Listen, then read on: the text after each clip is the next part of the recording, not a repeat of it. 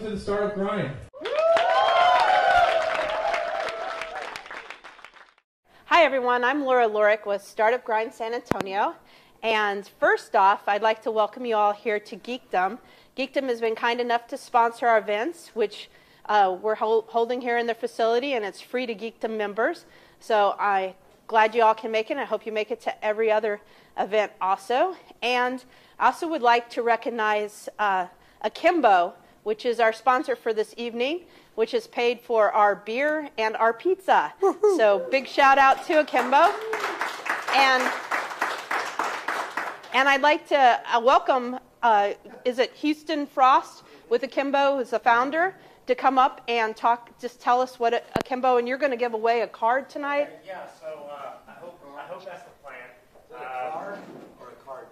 A card. There is a D on the end of that word. It is not a car. I have allergies. We're going to give away $50 on an Akimbo card. So the trick is you've got to have a card to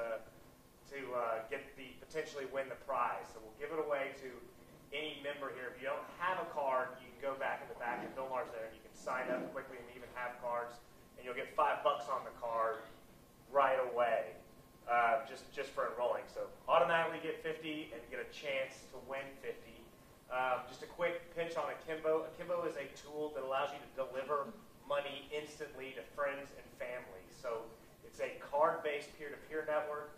Once you hand one to a kid or a college student or your friend or your roommate, you can then send them money at a click of a button, and they have immediate access to it anywhere Visa is accepted and at ATM. So it's a unique peer-to-peer system and really a total bank alternative. So that's a little bit about Akimbo. Sign up if you don't have one, and we'll give away the $50 after your... At the end of the interview? That sounds like awesome for your deadbeat roommate that never pays his share of the rent, man. That's what it's good for. They give you a card? You can issue requests as well to remind your deadbeat roommate to pay up. So. I love it. Okay, all right. Well, thanks, David. Okay. All right, thanks.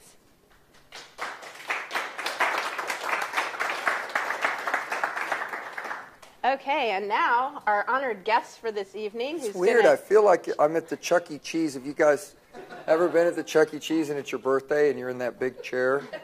Anything missing is the hat with the... Can I turn it a little bit this way? Next time we will get a hat and make sure that... I know you would, Laura. All right. Well, David Spencer is an accomplished entrepreneur. I met David when I was working at the San Antonio Express News as a technology reporter. And I am telling you, I had never had so much fun as when I would have to call David for a quote. And you know the quote that I remember most that actually got into the paper. Share the quote with the world. Okay, there was this guy, and his name was Richard Tips. Was it Richard? No. No, Richard Love. Richard Love. And he was Richard Love. Richard Love was. Dick Tips is a local entrepreneur too. I was confusing. His name was Richard Love. Richard Love. Richard Love was being recruited to come, or he was coming to San Antonio to head up some kind of technology position in town. Right. So I called David for a quote, and David said. And I said. Dick Love excites me. For which I wrote down verbatim what he said and wrote it in my article. So in the newspaper, it's on this crazy stuff called paper. And it's printed back then with this stuff called ink. And they have a pull quote where there's the ink and then they blow up a quote. And the quote was, Dick Love excites me, David Spencer. And it was about that big. Yeah. And I just thought, it's so great being in the paper, man. This is like, woo. Yes. Yeah. So, so I've always kind of double-checked. Dick's a great guy, by the way. Jake, if you're watching this, I hope you're doing well. But I've always kind of double-checked my quotes after that to make sure that they're all cool. But David was running a company called OnBoard Software Systems, and it was doing really well. You used to work at the Kelly Air Force Base as a contractor, but when they shut down the civilian jobs, he started this company in his back bedroom with a friend, and it developed into a multi-million-dollar contracting business, which he then sold for $38 million? $34 million. $34 million. $34 million. And since then, you have gone on. I've been pissing that $34 million right in the drain, guys. This is how to make $10 million in technology. Start with $34 million. I love it. Well, you can share those insights with us, because you then went on to head up the new Texas Emerging Technology Fund, which the Governor Perry had launched. And for 4 years you did that, and traveled all over the state and putting seed investments and first stage investments into a variety of technology companies, including a few here in San Antonio, and also to the universities, including the University of Texas at San Antonio. So David has been a huge supporter of technology in Texas and in San Antonio. And so I just want to ask you, why? Wow, what a great question. So thanks for having me here, first of all. All you out there in the world, if I haven't met you, you're really desperate for news if you're watching this, but maybe there'll be something of value. So I'm an Army brat, and I moved around. I was born in Germany. I lived in Panama. I went to 11 different schools before I graduated from high school. We were moving a lot when I was a kid. I went off to UT Austin to go to college, and then started dating a girl from San Antonio, who is now my wife, and as I call her, my first wife. And only. And only, that's right.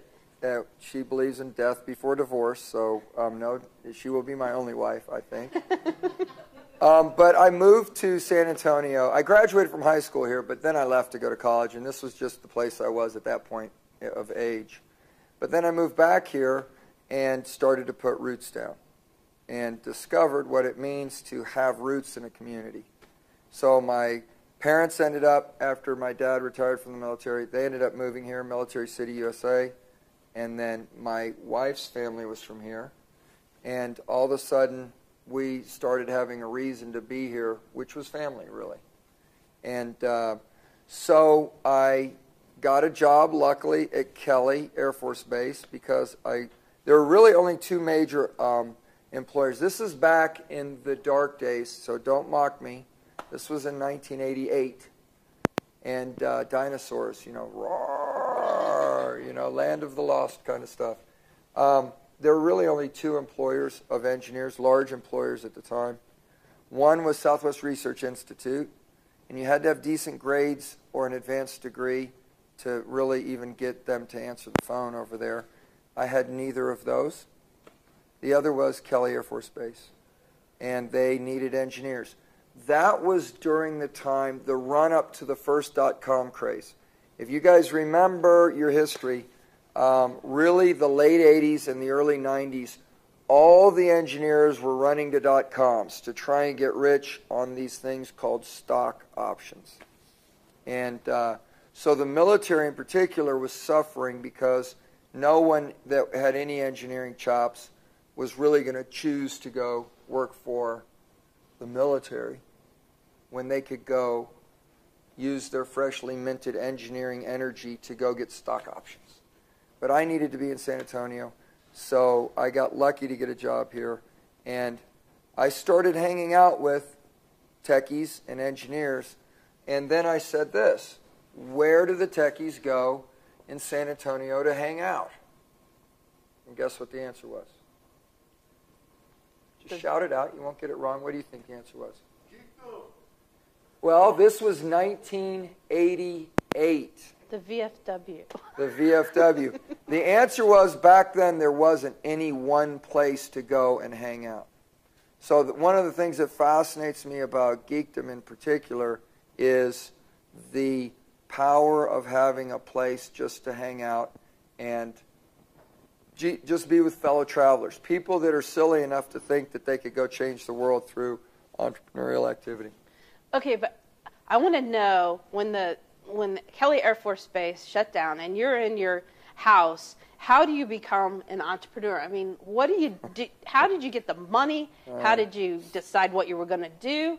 Did you pivot? Did you divot? Did you do all those things that they say these days? So The secret to being an entrepreneur is first spend less than you earn when you're earning. This is a thing that I'm getting a little long in the tooth, short in the hair, but like my nieces, my nephews, and my children someday, number one thing, spend less than you earn. If you have debt, your ability to be an entrepreneur is severely limited. I was very fortunate because I had to borrow money to finish up college. My dad paid for a lot of it, but I had to borrow money. And then I married my wife, and she was working at a job with no degree, and we used her money to pay off my college. And then I was an engineer, so I was making good scratch, no kids, and we used that to save up for her to go to college. And then she went to college and got her math degree and became a teacher. And so when we started my company in our back bedroom, in a house that was no bigger than this area we're sitting at right now, that was a total crap hole, by the way, we had very little money, but we had no debt, and my wife had a job. She was making $32,000 a year as a starting teacher.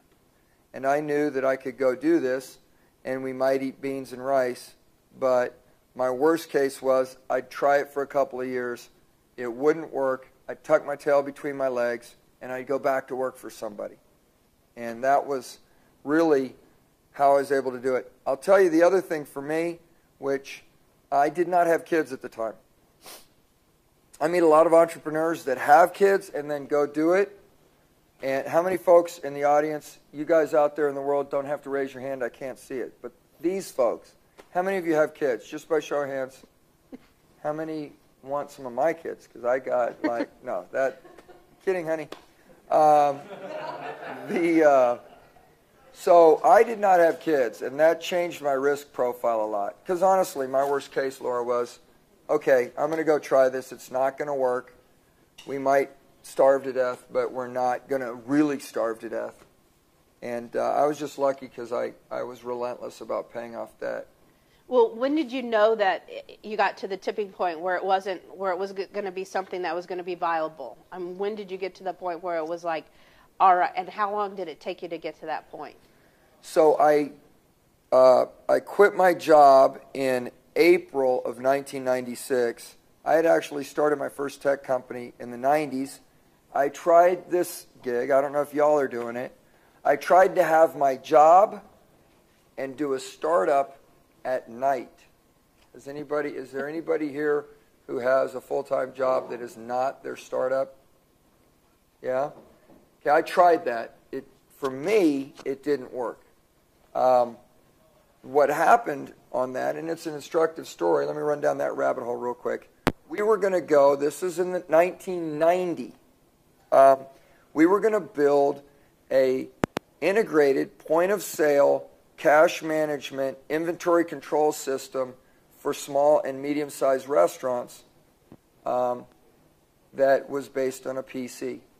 That was back when you could, go out and build PCs from parts, and there weren't dirt cheap PCs available. And there wasn't one.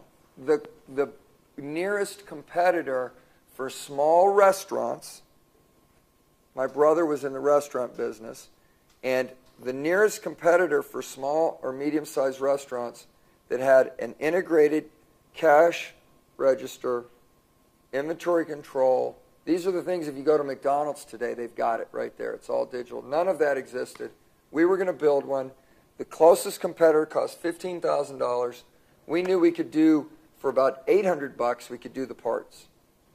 And all we had to do was write the software. Well, I was a computer and electrical engineer, so we could do that. So a couple of my college buddies, we all had jobs.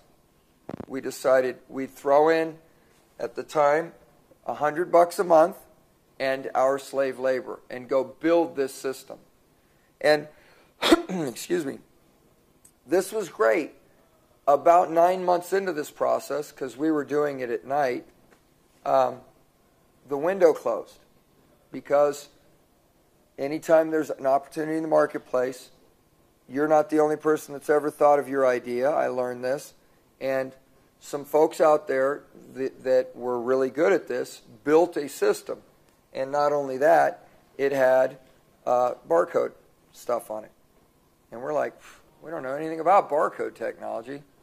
So now we had to go, and this was before you could buy a lot of stuff off the shelf. So we had to go out, and now we're studying barcode stuff. And long story short, the marketplace beat us there because we were working at our real jobs.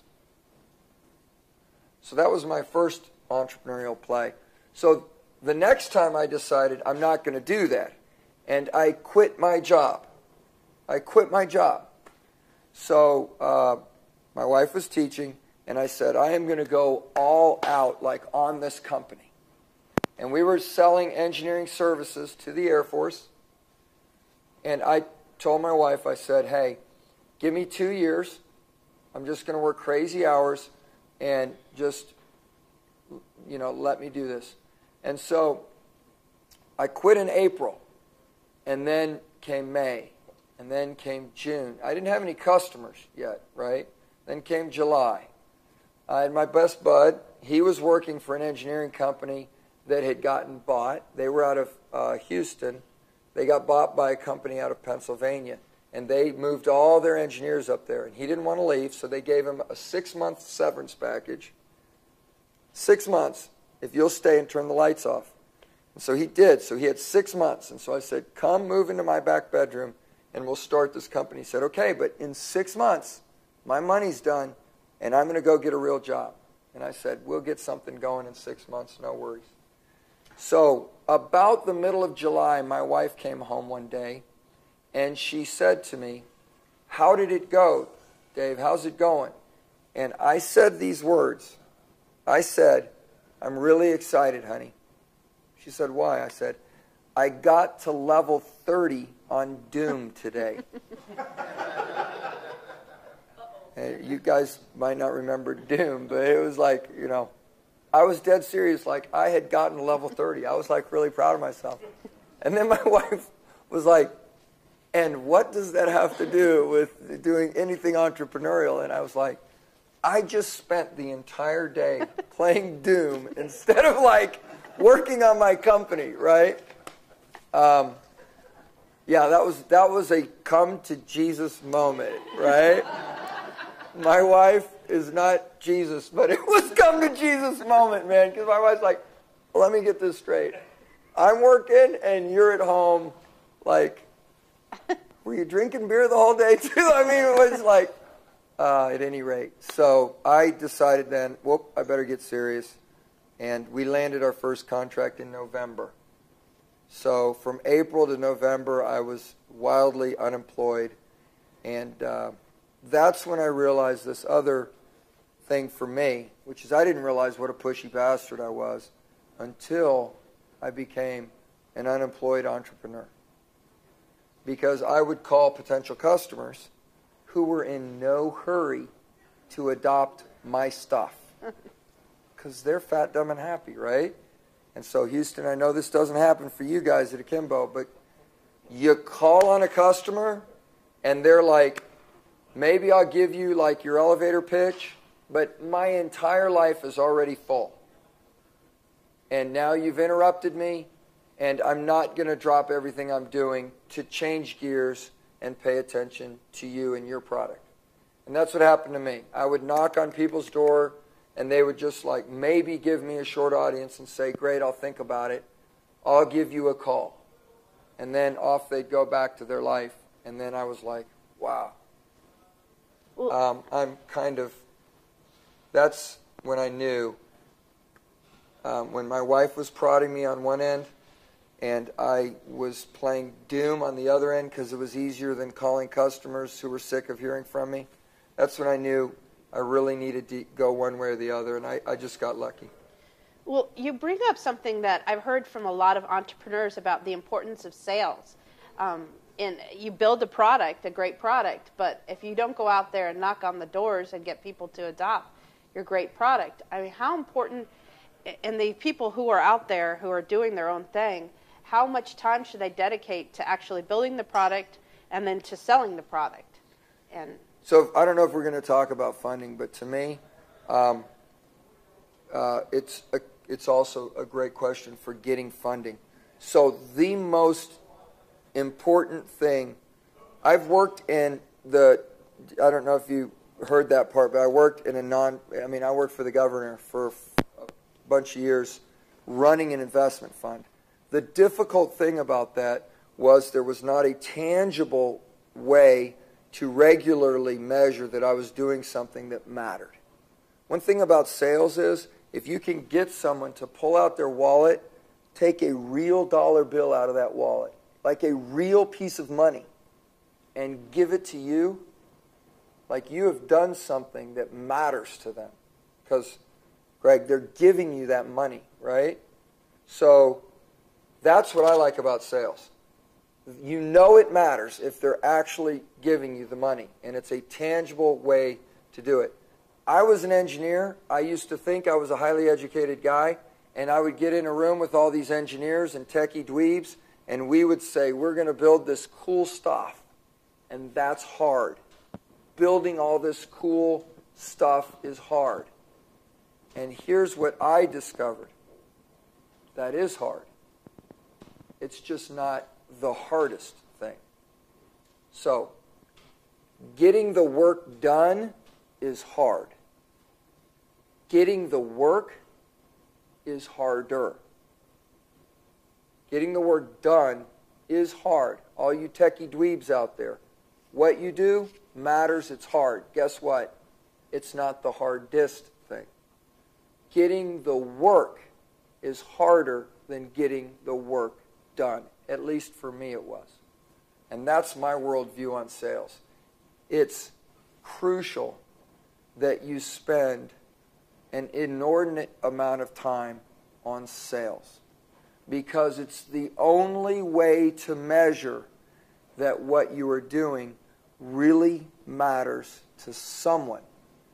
I'd have to ask you about the nonprofit world and see if there's an equivalent, but sales matters more than anything. If you're not selling, you don't get to play, guys.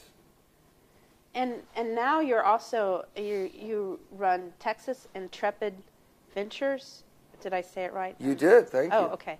And so you are an angel investor, and you focus primarily on medical startups. And is that correct, or do you focus on all kinds of startups? I've been an angel investor. I did my first angel investing in the year 2000. Remember that .com bubble? Remember when the .com bubble was? So I took a bunch of money, but I was making some pretty good money with this company before anybody knew it. I got outed when I sold it in '95, and then it went in the paper, and people like you wrote about it. So you Google my name, and after all the indictments, never convicted indictments, you can find that number in there. But I actually was making some money before then, and started investing in tech companies, and then I went and did a little investment fund, a little boutique investment fund, just based on San Antonio stuff. And now lately I've been focusing mainly on wounded troopers and San Antonio-based startups. But I am going to confess freely, I'm winding off of doing the investor stuff and trying to get back to my entrepreneurial roots. So that has made me a more crabby investor. The other thing that has made me a more crabby investor is I have spent a lot of time looking at companies. It was my job for 3 years to just look at companies and decide whether to put money into them. Not just my money, but your money, other people's money, $200 million. Not me, there was a group of us, but that was my job for 3 years. So I counted 186 companies that I did some level of personal due diligence on. Hundreds more that I looked at. And that's all I did. And I got really good at really separating, like, what are investable opportunities and what aren't. And So I do investing. I'm in about 16 deals and 3 different funds right now, so that leverages me out to about 30 different companies that I've invested between $50,000 and $350,000 in. But I'm really not wearing that hat because I just say no to everybody now. So, no. Bummer, man. Just kidding, guys. Just kidding. Okay, well, I think that's all we have then. That's right. There's a reason I'm going back to the entrepreneurial stuff. I need to make more money so I can piss it away investing in more startups. Remember that earlier, right? No, my big question is, because you've looked at all these deals, what red flags stand out? So these guys will know, like when they're going to ask for money, what should they not do? When you saw that on somebody who was applying for funding, you said, oh, no way. Hey, I want to shamelessly go off camera real quick to pimp a book that I did not write, and I do not have any, sorry, I should have drugged this out earlier. It's just one of the latest ones that I've read. This is by Brian Cohen. I don't know if you guys have seen this book. It's titled, What Every Angel Investor Wants You to Know. Okay, no, I haven't. Right?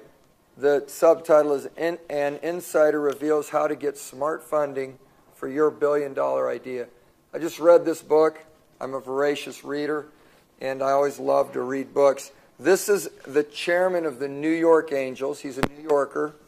I really encourage you to read this book if at any point you think you might go out and look at angel money. I also encourage you to read another book I didn't bring called Early Exits. And this is the difference between getting angel money and institutional money and what it means on when you might exit your startup. But what I like about this book is he says some absolute red flags. And there are some quick and easy red flags. So, number one red flag is if you come to me and I'm wearing my investor hat and I've been investing for a long time, that doesn't mean I know what I'm doing. I actually am very good at it. I actually have made enough money as an investor to just have that as my job. It's just boring, to be honest with you. I mean, you put money in and then you check in every once in a while. But the number one red flag that I see is worry that I'm going to steal your idea. If you come to me and you say, look, I can't tell you this part, you need to sign an NDA, those are code words for you really don't know what the hell you're doing, and good luck. Because the God's honest truth is, if the only thing protecting your company is that no one else has thought of it, then you don't have a company. You really don't. Because somebody else has thought of it. Like 20 people have thought of it. So that's my number one red flag. I'll throw another one out there as long as I'm being Mr. Negativity up here. Gosh, man, when did I turn into a grouch? Another one is a sense of entitlement. Let me just say it this way. If I'm going to stick $100,000 in your company, that's real money. Like, you can do a lot of things with $100,000, right? I can buy a G.I. Joe with a Kung Fu grip for my 8-year-old with $100,000, and I can buy a lot of G.I. Joes with a Kung Fu grip. So why should I give it to y'all? And then here's this. Let me go to an example so it's not opinion. This was 1 week in David Spencer's life. I told this story. If you've heard it, just put 2 fingers up like this. Not you guys on the internet. I can't see you. This was 1 week in my life. And remember, this is an investor who, like I said, I don't invest. Like, stay the hell away from me, investor. And this was 1 week in my life. So, on Monday, I had a friend of mine come in and pitch me on Belgian white ale. He was going to import, Alan, Belgian white ale. It was a great pitch. He had built a long-term relationship with me. I knew him well. He wasn't cold calling me. He said, David, listened to my idea.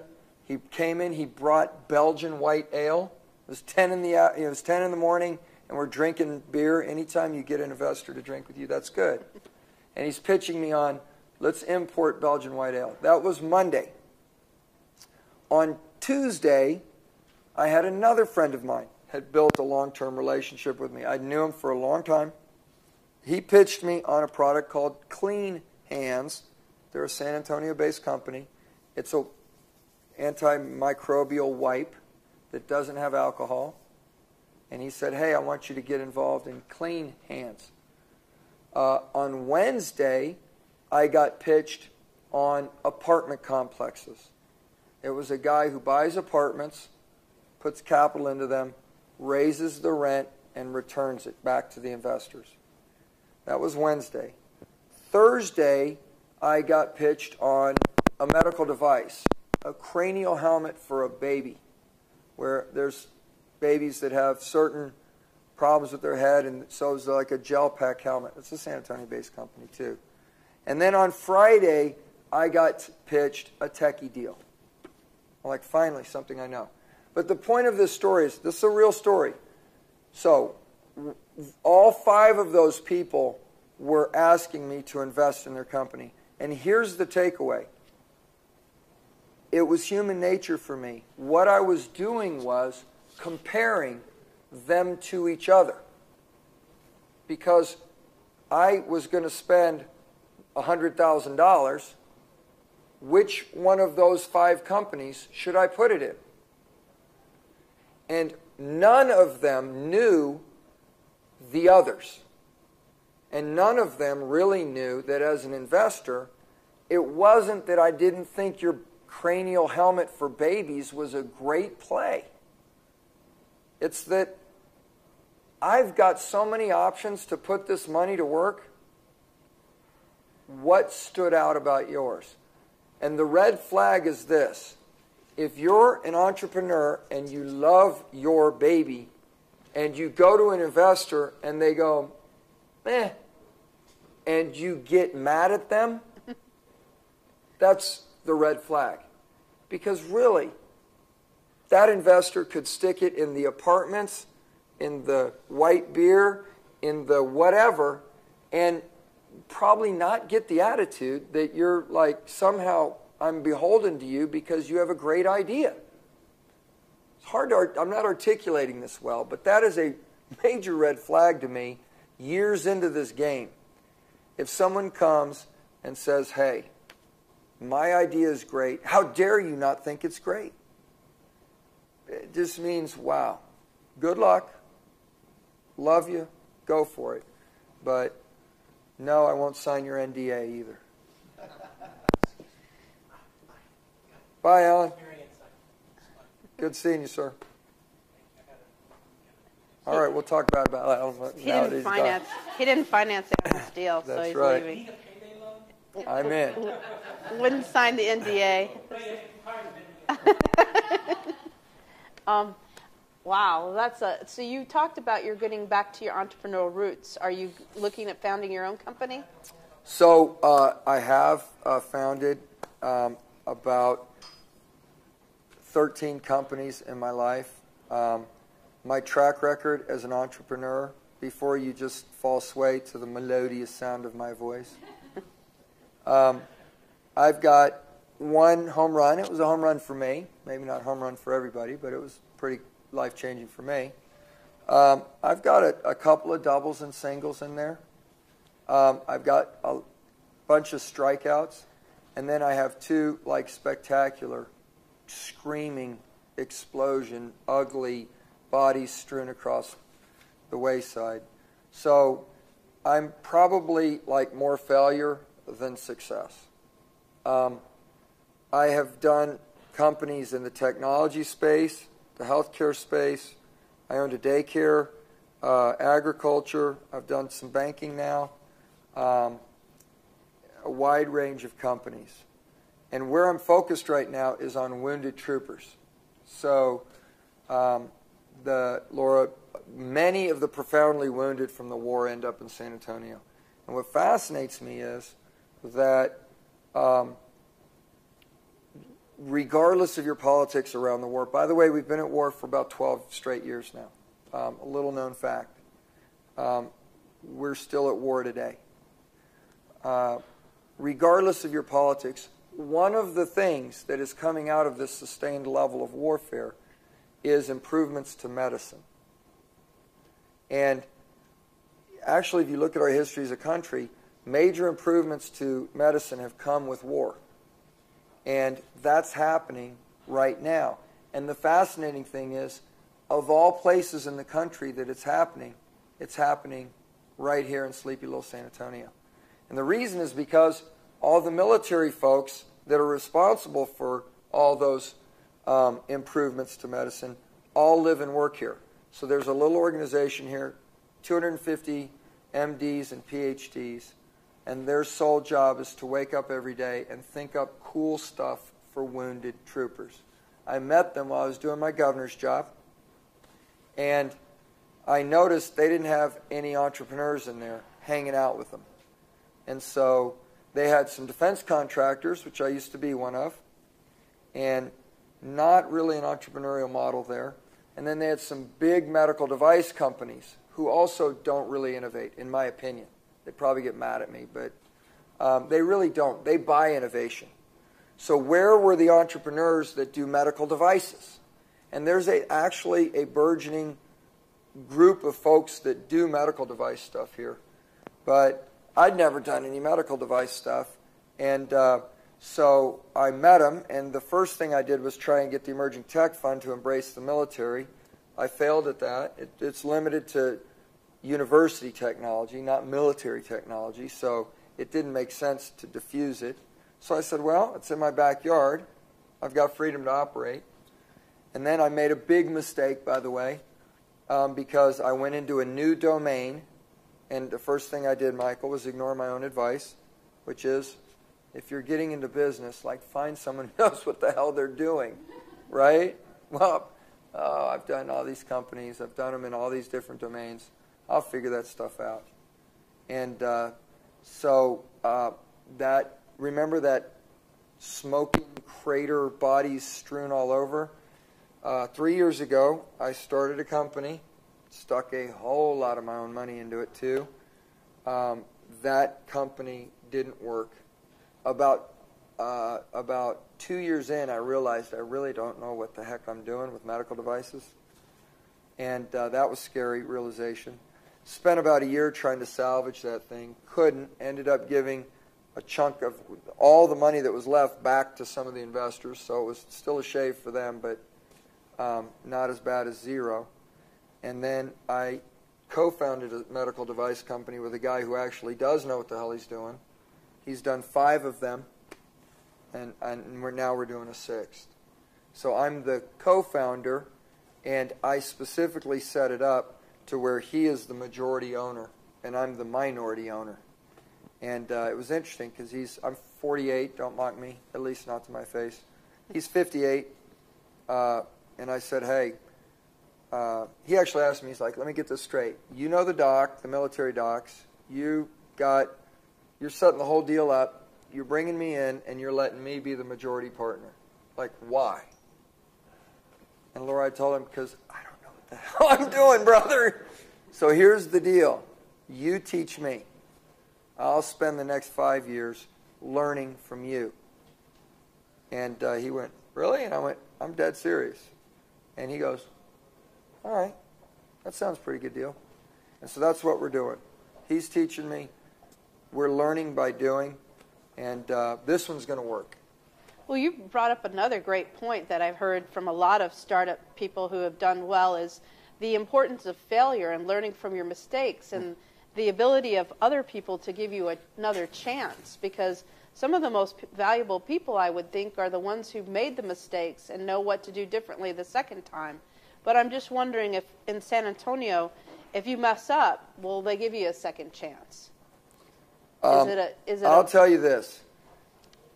I strongly encourage you. This is so counterintuitive. When people ask me, should I go ask investors for money? Invariably, I say this word. Ready? No. Don't go ask investors for money. And well, wait a minute. Why not? I call it the HEB factor. In 9 years, I've floated exactly one deal in San Antonio. One. It's not my deal, by the way. I am pretty loosey-goosey with my own money, but I'm extremely, extremely anal with other people's money. And the reason is the HEB factor. Let's say I go and I get Mike Girdley to invest a big chunk of money on, my startup, and now I blow that thing up, and his money goes poof. And now I'm at HEB, and I turn down the bread aisle, and there's a guy as tall as me with hair, and I'm like, oh, shit. And now I have to go and turn and go down the other aisle because I don't want him to be looking at me with the puppy dog eyes like, hey, how come you're at HEB spending money when you just pissed all my money down the drain? So I'm not sure the investors are real comfortable with failure. They're real comfortable with success, but they're not real comfortable with failure. But if you haven't failed, you're probably not trying hard enough as an entrepreneur. So that is a major tension. I'm not sure I know the answer. I can only tell you my experience, which is this. If I didn't have $34 million and the ability to admit in public that I totally am coming off of a failure, I probably wouldn't admit it. That's the God's honest truth. And I'm a very proactive, positive guy. Nobody talks about their failures ever. I only talk about it in groups of entrepreneurs. I don't talk about it. I don't give that to anybody else. And the reason is because it's not, you don't want to, it's just human nature. You don't want to admit it. I'm the most competitive person I know. It just bugs the shnikes out of me that, and I'm not going out on a strikeout, guys. I'm going out on a home run. I am going to figure this out. I'll tell you, people get motivated in strange ways. So recently I just went up. I got Emerging Tech Fund money after I'd left. I went and raised, the money I raised was from the Emerging Tech Fund. And I stuck a bunch of my own money in next to it. And when there was some money left, I gave it back to the Emerging Tech Fund. And I went up there to physically deliver all the gear and put this thing to bed. And there were two staffers up there that knew me from back 6 years ago when I was working it. And they did this to me, Laura. Ready? They said, I saw them in the hall literally as I was leaving, like scurrying out with my tail between my legs. And they go, David, we heard about your startup. We're so sorry that it failed. I mean, it must be awful. And I'm looking at these, love them, but these are people who have never attempted an entrepreneurial thing in their life. And ready? They were pitying me. And I was standing there, and I went like this. I went, are you pitying me? Because I will kill you. And they're like, oh, no, we're not pitying you. And I was like,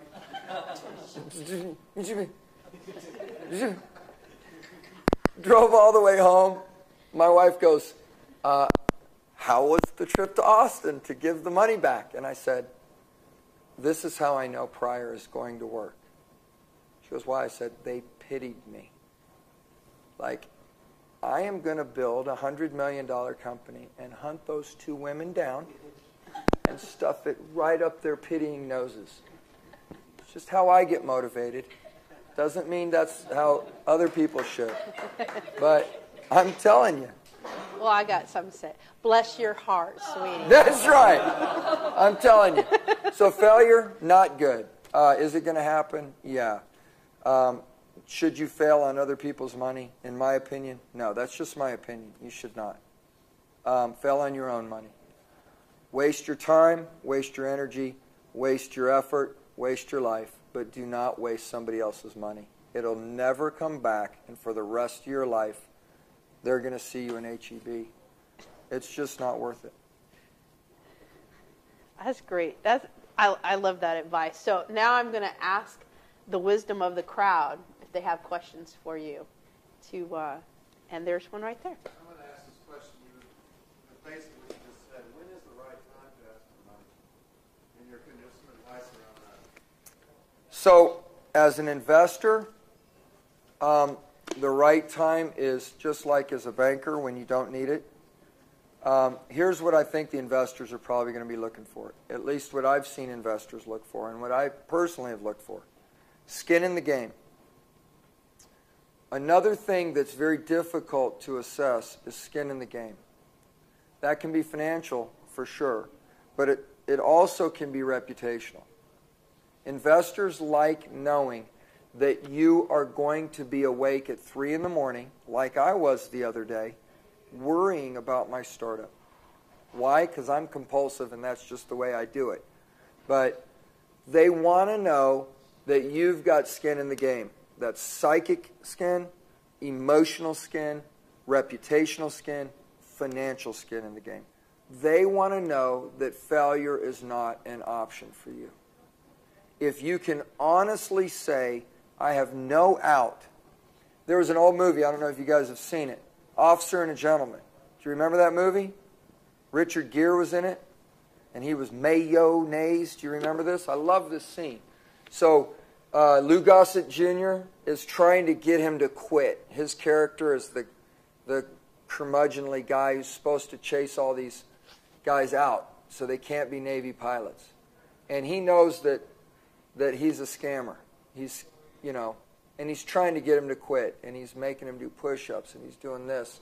And he's trying to get his DOR, his drop on request. He's trying to get him to quit.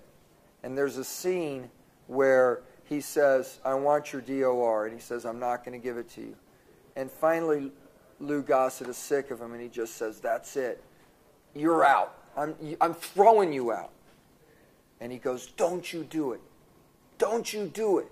I don't know if you remember that scene. And he goes, why not, Mayo? And he goes, I got nowhere else to go. Do you remember that? That's what an investor's looking for. If you got nowhere else to go, you're probably a pretty good bet.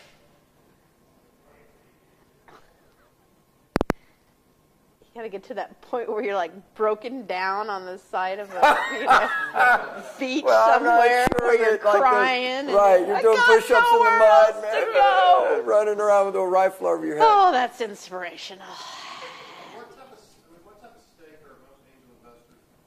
I know it probably varies, but typical stake that you're looking for the amount of money. Here's what I tell you as a loose rule of thumb. If you start a company, it's a great idea, you have very little money. At the end, it's successful. What percentage should you own as a founder? What do you think? If it's successful? Yeah. All of it. Good luck with that. You're never going to get an investor to dive in. Why do investors think the way they do? Investors, there's that rule of thumb. They want 10x. So if I'm going to put $100,000 into your company, I want a credible chance to win $1 million on that bet. Why is that? Is it because I'm a greedy bastard? Probably if it's me. No.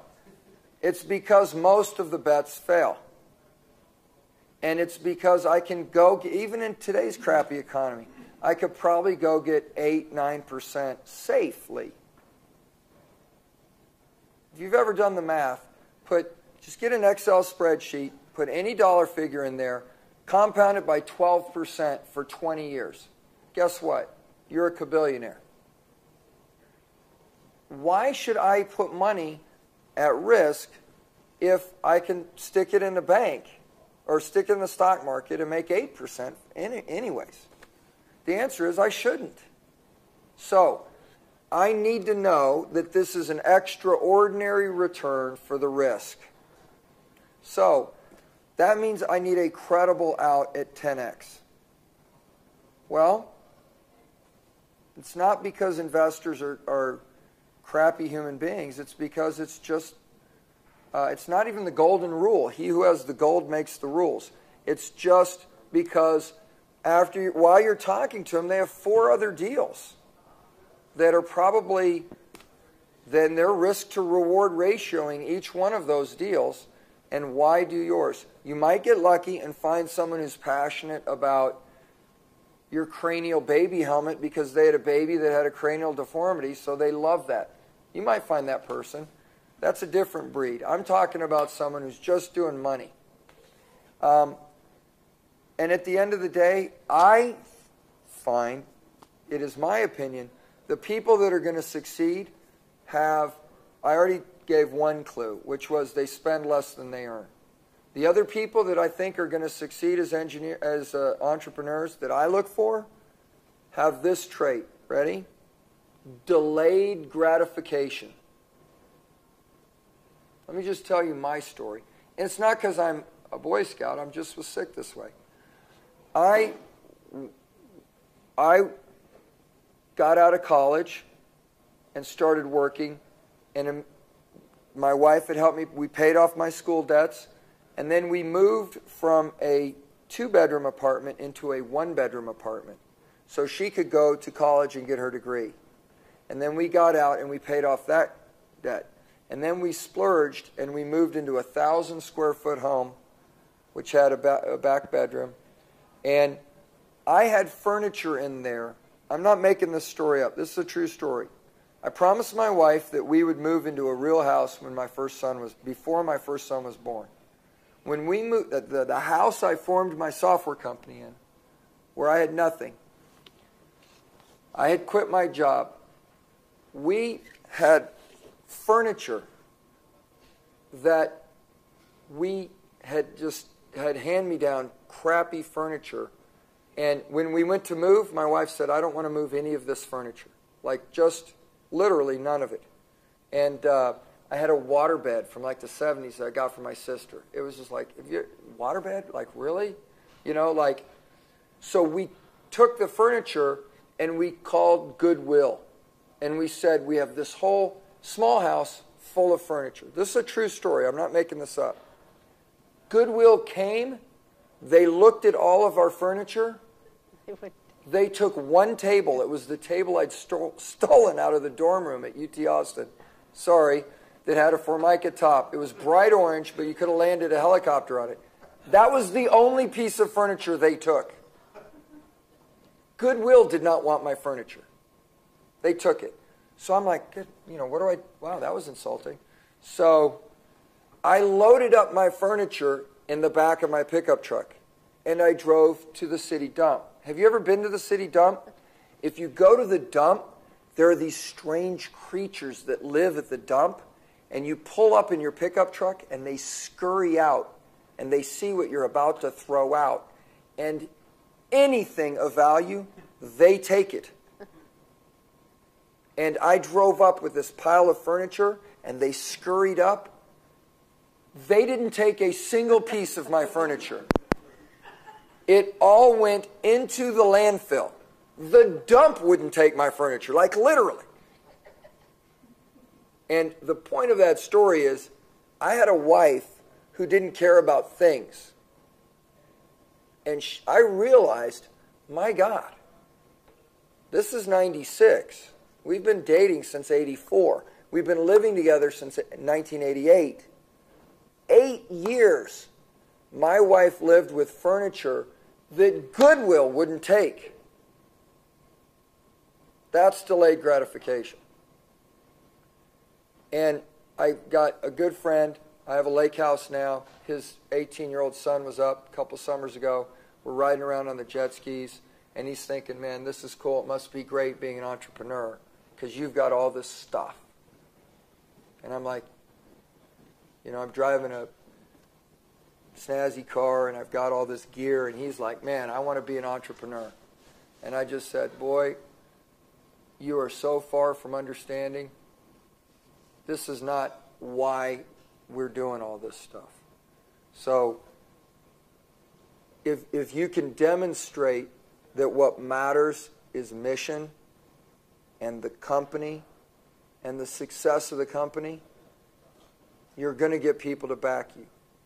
If you think you're going to say, sorry, I get to keep it all, it's all for me, I'm not going to give up control, I matter more, me having more at the end of this matters more than this thing succeeding, I think the odds are stacked against you. Okay, and Michael?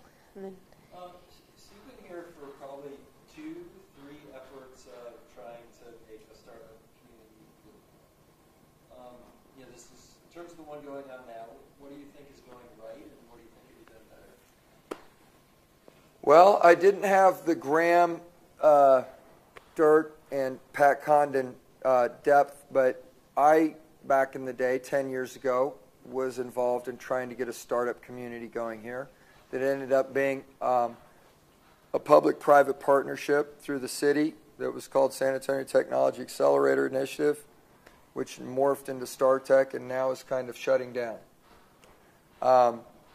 That morphed into the Emerging Tech Fund. Large portions of that idea arose out of, we did an economic development conference here.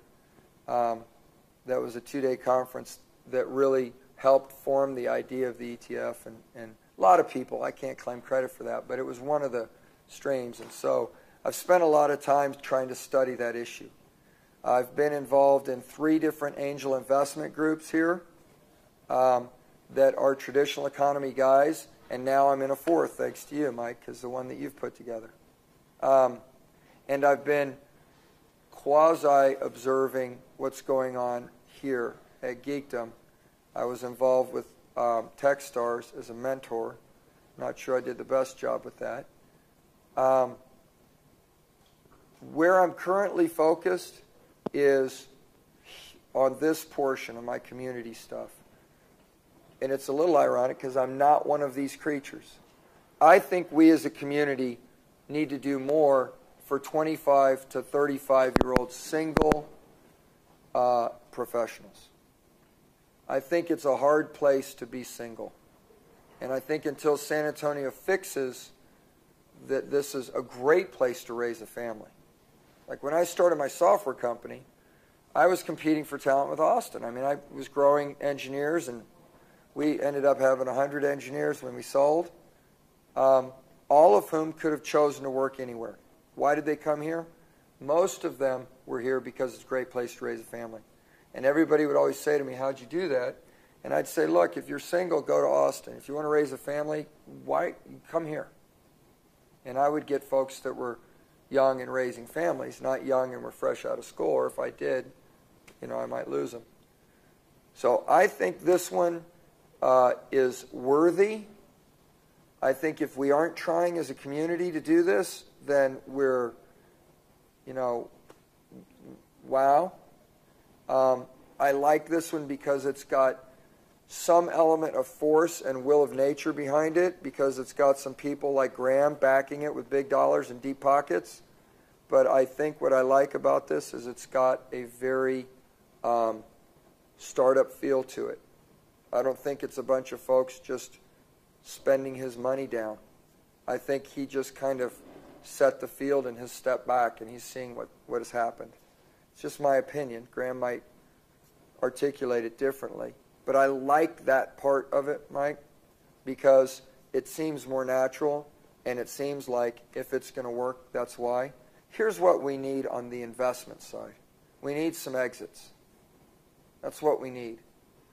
My biggest exit in my portfolio came out of Austin, and I was one of 2 San Antonio investors in that deal.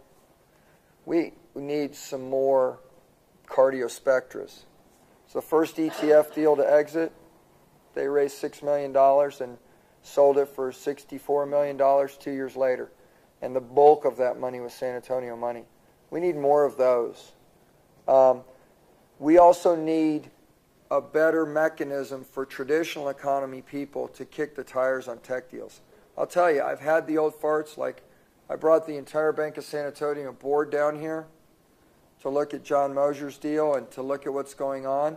And invariably, they thought this is pretty cool, but they all walked out and said, how do you kick the tires on a tech deal? These are brilliant men and women that have made their money in banking, oil, gas, real estate. How do you kick the tires on a tech deal? No idea how to do that. We need that piece. But I think most of all we need to realize this. We need to sell what we have a natural advantage on. We need to quit worrying about what other people are doing. If I hear one more time that Austin has this or somebody else has that, I'm not going to scream. I've given up on that. It's not about that. It's about what do we have as San Antonio. We have at least 3 things in San Antonio. Nobody else. We have national level opportunity in 3 areas. One is military medicine. That's where I'm hanging out. Another one that's kind of poorly understood, I think, but exists here, is information assurance and security.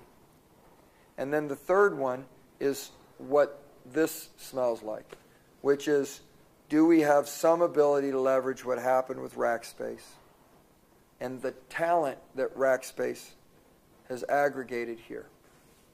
And those 3 areas, above and beyond, we have Eagle Ford Shale, but that's traditional economy stuff. We've got a tremendous opportunity, I think, with the immigration issue. I think San Antonio ought to sell this. I'm fairly Republican. I have a libertarian streak. I'm waiting for the Republican Party to stand up and say, look, whether you're ignorant and can't read or write or even speak English, if you want to work hard and build a better life for your family, those are American values. Come here and work hard and build a better life. I don't care what color you are, what language you speak, where you came from. Come here, work hard. If you have an advanced degree, I don't care if you're Chinese, if you're a Martian, come here, work hard.